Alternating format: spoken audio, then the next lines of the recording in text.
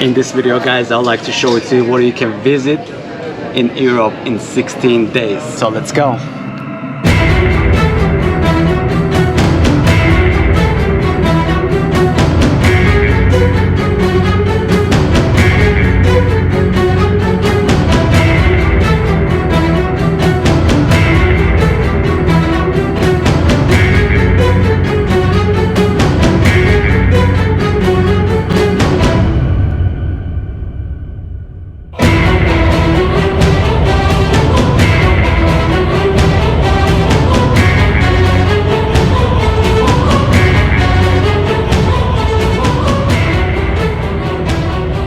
Start with the day one with this amazing place called Rijksmuseum, place of art and 800 years of history of Dutch people. I mean, if you are into art, this place by itself is gonna take 16 days. So let's see this place from outside and move on, shall we? I mean, who said I'm not into the art? How can you come in Amsterdam and not visit Van Gogh's museum? I mean, yeah, that guy. The museum with the world's largest collection of works by Vincent van Gogh, with more than 200 paintings, 500 drawings, 700 letters, as well as the artist's own collections of Japanese arts. Me being honest, I was not too excited, so I need a drink. When I say I need a drink, I mean Heineken experience, so cheers. To this date, you can still visit original Heineken brewery, which was closed in 1988 and it's no longer operational. But later it was opened as the Heineken experience, which we're gonna see right now.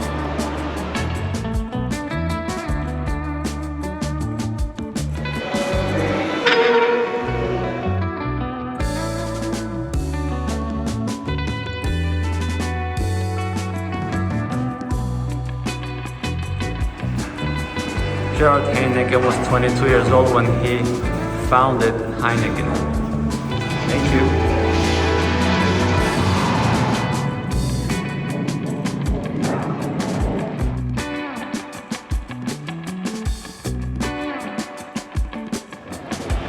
That's how our tour ended in Heineken House or brewery. Let's go to the next one.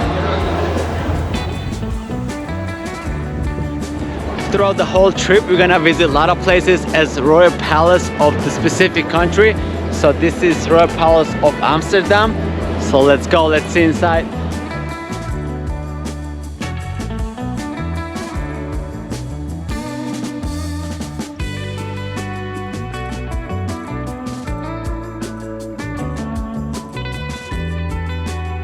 And a little bit of Amsterdam.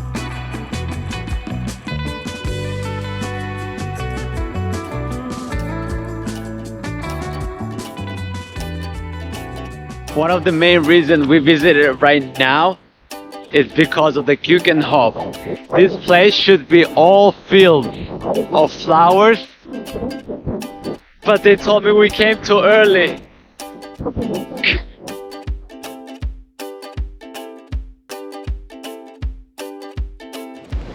It's the largest flower garden in the world, approximately 7 million bulbs of flowers with more than 800 varieties of roses, tulips, lilies, and way more.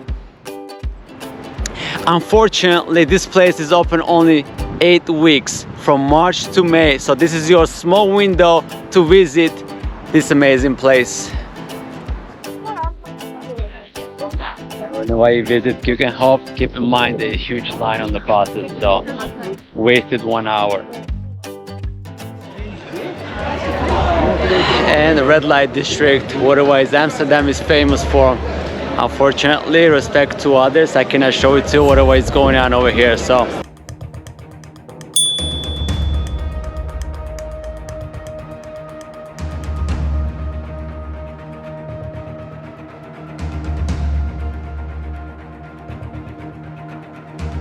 next, I wanted to have 360-degree view of Amsterdam and the surrounding area at 328 feet high.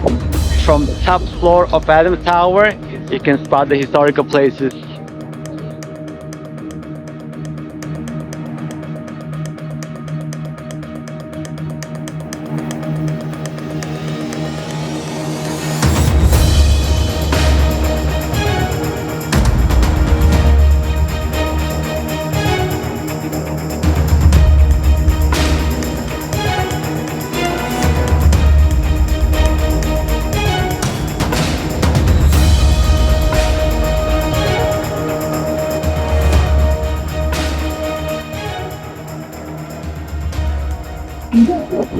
thought I have done crazy shit in my life, including one of the longest zip line in my life, but this was...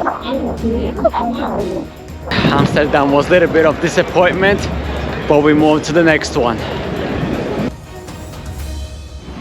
Day 2, we are in Utrecht, Netherlands. We start with the Dome Tower, built between 1321 and 1382, 367 feet high. I don't know guys if I ever mentioned it, but every time I travel to new country to see the most visited sightseeing, it's under construction.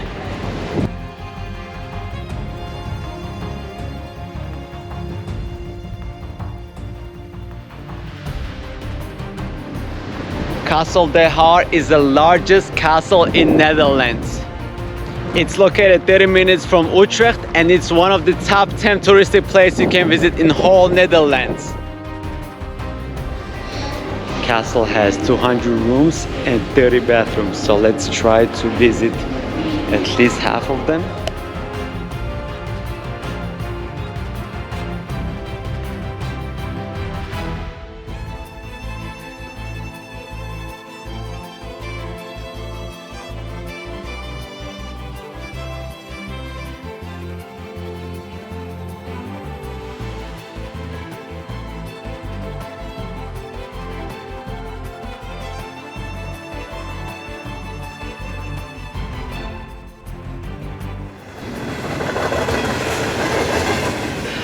The largest castle, it's time to visit tallest building in Rotterdam, which stands 606 feet high, and we're about to have access to it. You need the one lift to take you to the platform.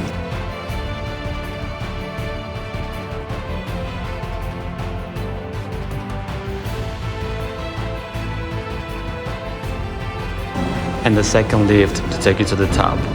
Unfortunately, as always, due to weather, second lift was not working, so we just get over here.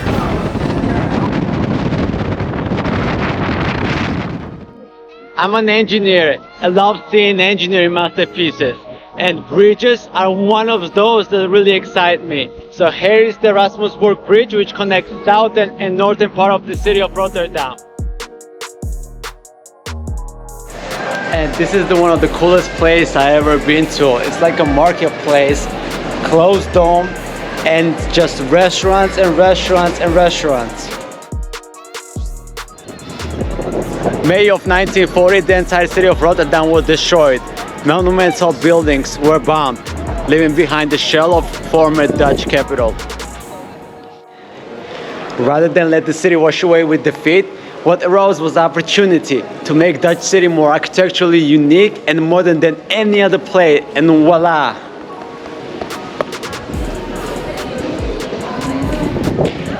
And yes, people do live over here. Day number 3, and we are in Belgium.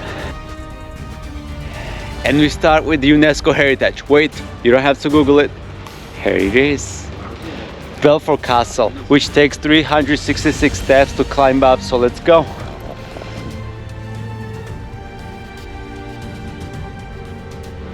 It has 47 bells and weighs from 2 pounds to 11,000 pounds, which were used for communication reasons, announcing time, fire alarms, work hours, and a variety of social, political, and religious events.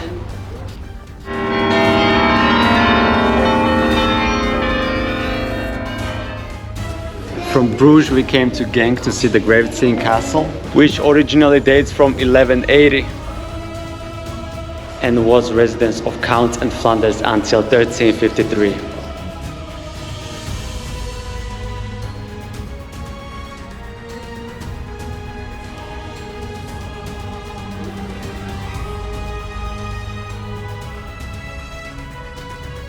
Then it was used as a court, prison, as you see behind me, mint, and even cotton factory.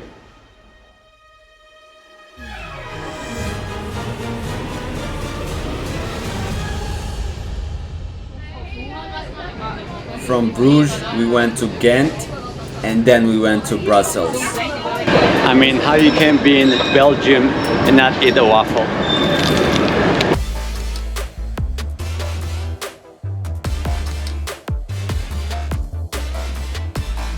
Atomium was built in 1958 for Brussels World Fair and supposed to last only for 6 months.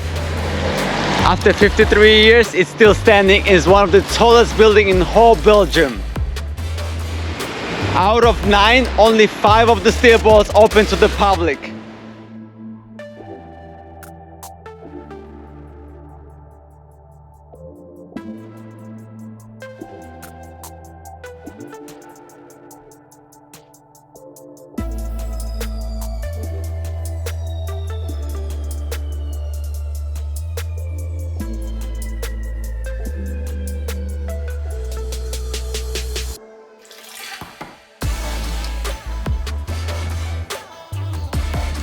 There is an on-site restaurant in the highest sphere and gives you the best views of the city.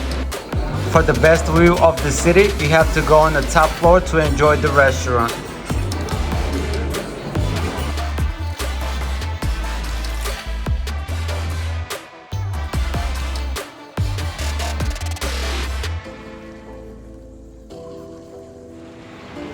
In vicinity of Atomium, here is the Mini Europe Park, which represents monuments of the European Union and other countries of the continent.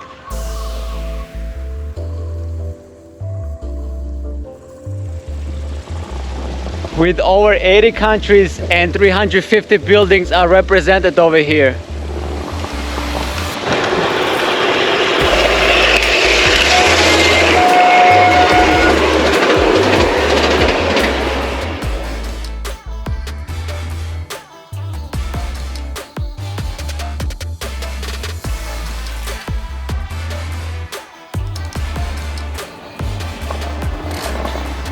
These buildings brings approximately 350,000 people a year and 4 million euros.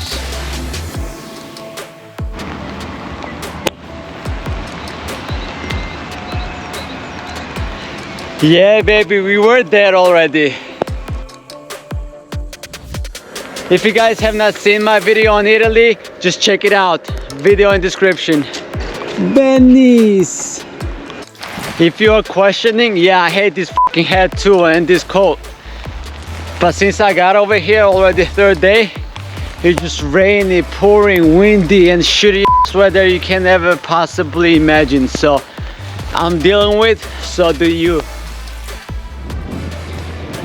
This grand place is always full of people due to being a central location and a national landmark. One will find different group of tourists and school groups no matter time of the day. This is the Royal Palace of Brussels. It was originally not constructed to become the palace. The current version of this palace was built in 18th century as 2 separate mansions. As I ever mentioned before, of course, it's under construction. You thought I'm gonna spend 16 days Belgium in Netherlands? Day 4 in Luxembourg.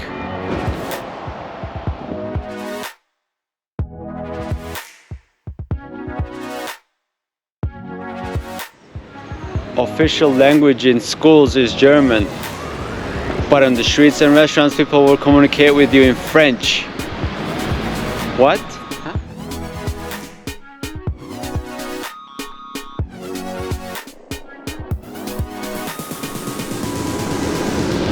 Country is the 2nd richest nation in the world and their citizens make twice as much as Americans, and because of that public transportation is totally free. Foreigners account 70% of Luxembourg city's population. Luxembourg has 109 identified castles from Middle Ages, where 76 of them more or less survived ravages of the time. Behind me you will see the box casemates. The first underground tunnels were built in 1644 under era of Spanish domination. Tunnels were opened for public in 1933 and was used as a bomb shelter during the World War II for 35,000 people. Golden Lady Memorial was meant to commemorate the fallen Luxembourg soldiers during World War I, but due to subsequent events, it commemorates all the victims in general. Then we hop onto the elevator to see the best panoramic views in the city.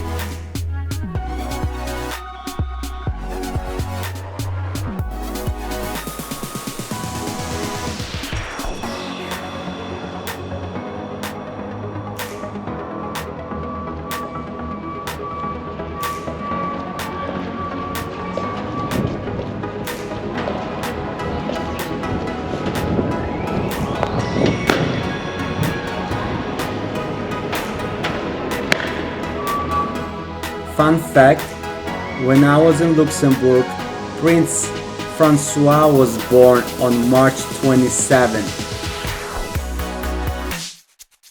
After a short stop in Luxembourg, it's time to go to the next one.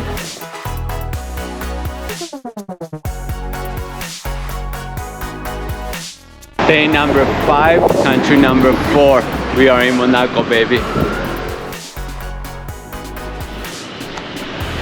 How can we visit Monaco and don't check most famous Monte Carlo Casino, where numerous movies were filmed, including Bone.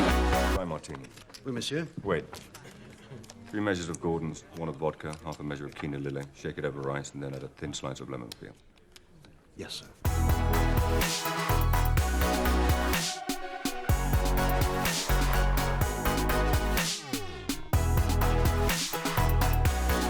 In this room there's a training going on. Unfortunately I cannot screen or record them, but it's amazing to watch how dealers are training. I think Monte Carlo by itself brings all these cars, because in the morning there was nothing. Right now it's Lamborghinis, Ferraris, Rolls Royces and everything right next to it. If I did not document it, you guys won't believe. Monte Carlo Casino, it's under construction.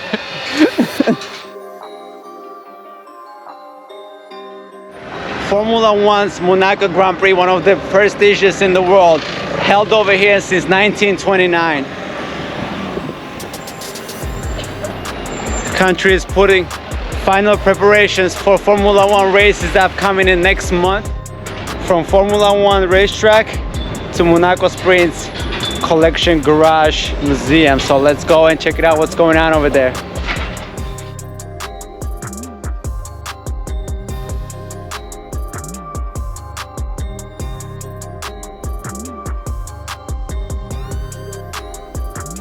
You can see the cars from early 1900s.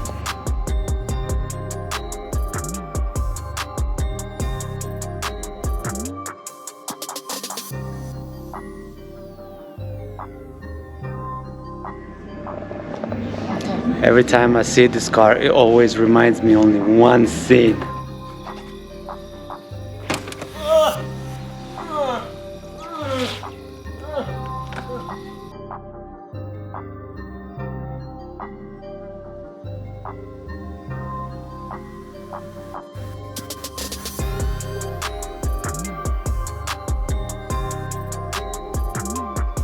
This is Monaco Sprint's Palace behind me, you see.